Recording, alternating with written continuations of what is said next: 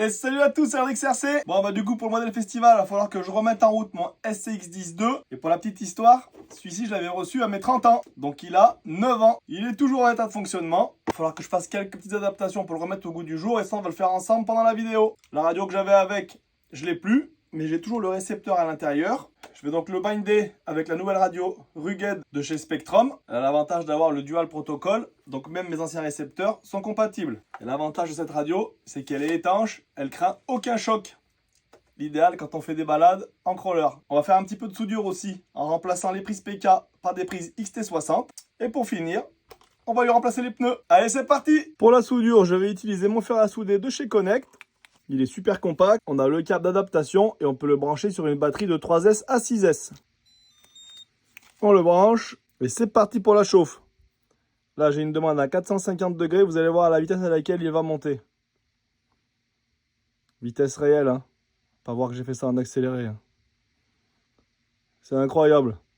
Hop, et voilà, il a la température. Dingue ça, hein.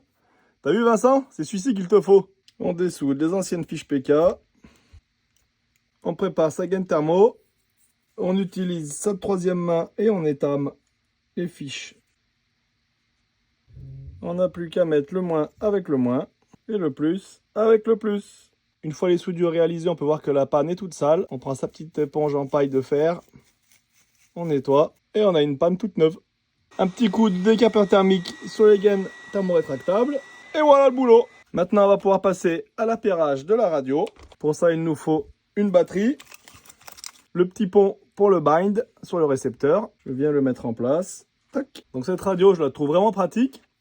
Elle a un petit pad ici tactile. Ils l'ont changé, ça c'est la version 2. Et du coup, elle est complètement étanche. Elle a bien sûr de quoi la piloter à une main. Allez, on l'allume. On choisit son modèle. On crée un nouveau modèle. Hop là. Et maintenant, on va pouvoir aller chercher le bind. Tac. On allume la voiture, le récepteur est en mode bind. Ici, j'ai plus qu'à valider. Et voilà, l'affectation est OK. On éteint, on débranche la fiche, on remet en route.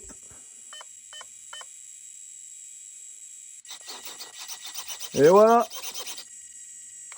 prêt à rouler.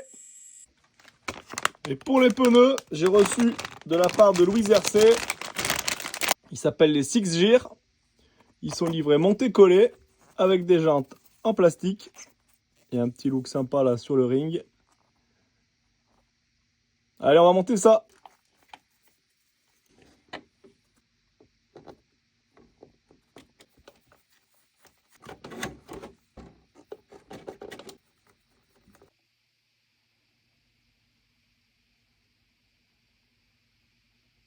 Et le voilà fin prêt.